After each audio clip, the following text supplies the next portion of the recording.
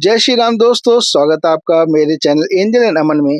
तो आज मैं आपको ले आया हूँ गुजरात के द्वारका शहर में, जहाँ पे हिंदुओं का एक धाम द्वारकाधीश है। तो चलिए देखते हैं यहाँ आने के लिए आपको क्या क्या तैयारी करनी पड़ती है, यहाँ कैसे आना है और क्या क्या चीज़ों की तैयारी करनी पड़ती है। सारी जानकारी मैं इस ब्लॉग में बनाऊंगा।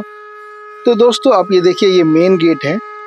हाईवे के दूसरी तरफ हमने होटल लिया था, और ये हाईवे के जस्ट पार करके ही ये इस मेन गेट से आपको 1.5 किलोमीटर आगे जाएंगे तो आपको द्वारकाधीश टेम्पल दिख जाएगा। तो इस समय गुजरात में काफ़ी बारिश हो रही है, जिसकी वजह से हमारे सारे प्लान्स थोड़ा सा चेंज हुए हैं। और देखिए आपको रोड्स गीले दिख रहे होंगे। तो दोस्तों यहाँ पे आने के लिए आपका ट्रेन, जो दिल्ली से हम आए हैं, तो दिल्ली के बारे में बताता हूँ। दिल्ली से एक ही ट्रेन आती है, उत्तरांचल एक्सप्रेस। उसका मैंने अलग से वीडियो बना रखा है, लिंक मैं प्रोवाइड कर दूंगा, आप उसको देख लीजिएगा। एरोप्लेन से आना चाहते हैं बाई एयर, तो आपको जामनगर उतरना पड़ेगा और वहाँ से फिर आपको यहाँ पे बाई बस ट्रैवल करना होगा। वैसे हमने ये जर्नी ट्रेन से की थी, और यहाँ पे बसेस भी आती हैं, तो आप बस से भी आ सकते हैं। तो दोस्तों अगर आप यहाँ पे आते हैं, दर्शन करना चाहते हैं द्वारकाधीश के, तो इलेक्ट्रॉनिक सामान आप अपने होटल में रख लीजिए। एक फ़ोन लेके आइए, जिसको जमा करा के आप, फ्री लॉकर की व्यवस्था है, कोई चार्जेस नहीं है, वो जमा कराइए। हम जन्माष्टमी के दिन आए थे, जिसके कारण हमें लंबी लाइन से होकर गुजरना पड़ा। तो दोस्तों जब तक हम द्वारकाधीश मंदिर पहुँचते हैं, यहाँ के बारे में कुछ रोचक बातें जान लेते हैं। भारत के गुजरात राज्य के पश्चिमी सिरे पर समुद्र के किनारे स्थित 4 धामों में से एक धाम और 7 पवित्र पुरियों में से एक पुरी है द्वारका। यहाँ पर श्री कृष्ण का एक प्राचीन मंदिर है और समुद्र में डूबी हुई द्वारका नगरी। आओ जानते हैं मंदिर के बारे में कुछ रोचक तथ्य। तो दोस्तों द्वारका है गोमती द्वारका, बेट द्वारिका। गोमती द्वारका धाम है और बेट द्वारका पुरी है। बेट द्वारका के लिए समुद्र मार्ग से जाना पड़ता है, लेकिन अब इसके ऊपर पुल बन गया है, आप पुल के ऊपर से जा सकते हैं। चारों धामों में से एक द्वारका धाम का मंदिर लगभग 2000 से भी अधिक वर्ष पुराना है। द्वारकाधीश मंदिर में लगभग 2 किलोमीटर दूर एकांत में रुक्मणी का देवी का भी मंदिर है। कहते हैं दुर्वासा के शाप के कारण उन्हें एकांत में रहना पड़ा। दोस्तों इस समय जो आप महल देख रहे हैं, वो हरिगृह था।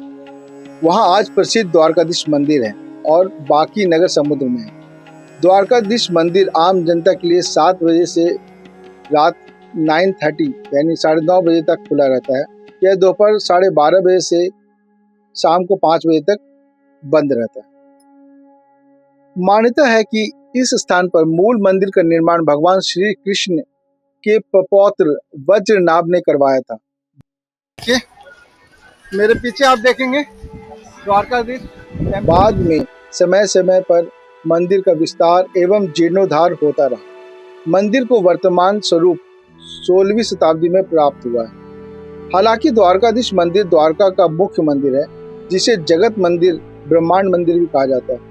किंवदंती है कि जगत मंदिर, द्वारकाधीश मंदिर का मुख्य मंदिर लगभग 2500 वर्ष पुराना है। हाँ जी, और इसका निर्माण भगवान श्री कृष्ण के पड़पोते वज्रनाभ ने किया था। तो दोस्तों कहते हैं कि प्रभु श्री कृष्ण प्रतिदिन उत्तराखंड में चमोली में स्थित बद्रीनाथ धाम में सरोवर में स्नान करते हैं। स्नान करने के बाद श्री कृष्ण गुजरात के समुद्र तट पर स्थित द्वारका धाम में अपने वस्त्र बदलते हैं। द्वारिका में वस्त्र बदलने के बाद प्रभु श्री कृष्ण उड़ीसा की पुरी स्थित जगन्नाथ धाम में भोजन करते हैं, और जगन्नाथ धाम में भोजन करने के बाद प्रभु श्री कृष्ण तमिलनाडु के रामेश्वरम धाम में विश्राम करते हैं। विश्राम करने के बाद भगवान पुरी में निवास करते हैं।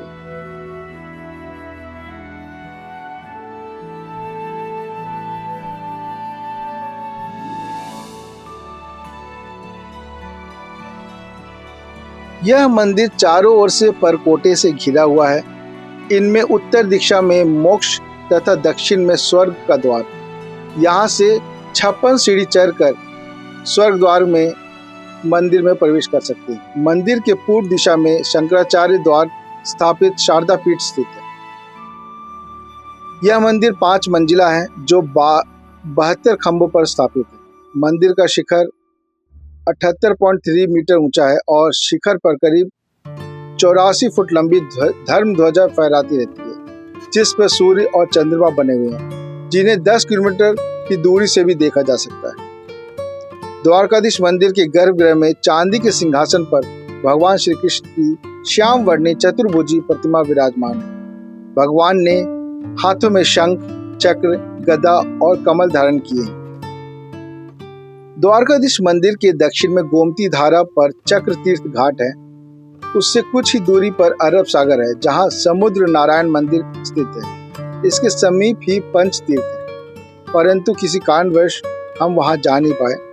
वहां 5 कुओं से के जल से स्नान करने की परंपरा है। द्वारका का निकटतम घरेलू हवाई अड्डा जामनगर में स्थित है, जो कि मैं पहले बताया, जो लगभग 137 किलोमीटर की दूरी पर स्थित है, जहां से आप टैक्सी लेके द्वारका पहुंच सकते हैं। द्वारका स्टेशन अहमदाबाद ओखा ब्रॉड गेज रेलवे लाइन में पर स्थित है, जहां राजकोट, अहमदाबाद और जामनगर से रेल सेवा उपलब्ध है।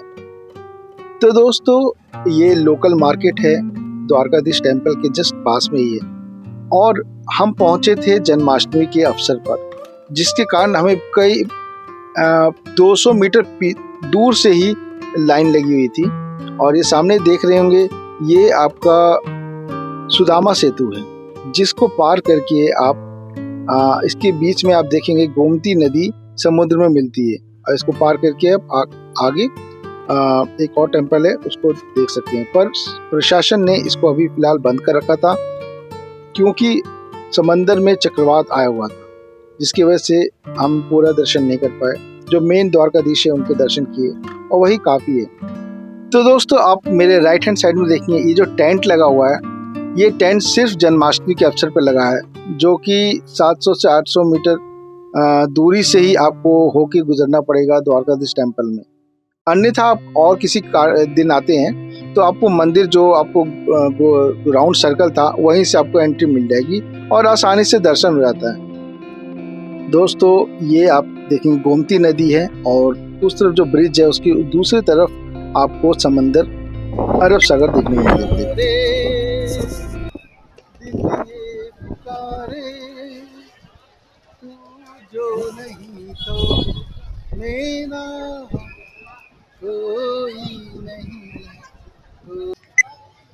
Hello friends, I am here at Dwarkadish temple, and I've just entered in the Langa shop nearby Dwarkadish temple.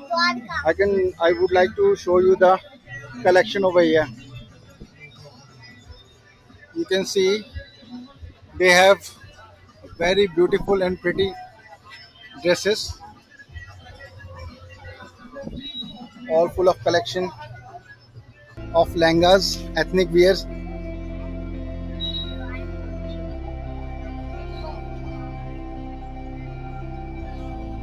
नाम क्या है शॉप का भैया? बहन जी, जय Thakur, and the name of the shop is जय ठाकुर। तो फ्रेंड्स, अभी हम शेड के अंदर हैं। ऊपर आप देखेंगे शेड बना है। ये शेड 3 दिन के लिए जन्माष्टमी के अवसर पे शेड बना हुआ है, और यहीं बगल में ही आपका लॉकर्स रूम की व्यवस्था है, जहाँ पे आप अपना सामान रख सकते हैं, और सामान सेफ है, कोई प्रॉब्लम नहीं है। वैसे लोकल लॉकर्स पे जहाँ पे चार्जेस लगते हैं, बट यहाँ पे कोई चार्जेस नहीं है। ये टेम्पल प्रशासन के द्वारा ही लगाया गया है ये।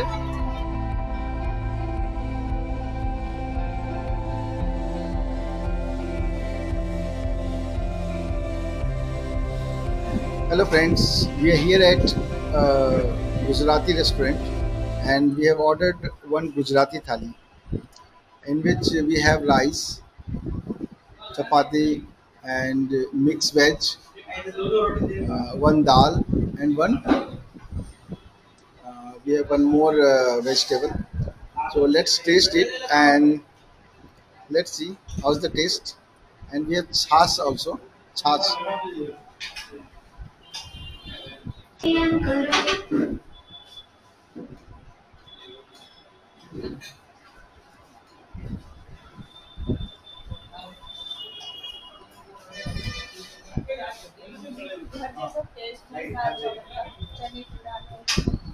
कैसे लगी गुजराती थाली?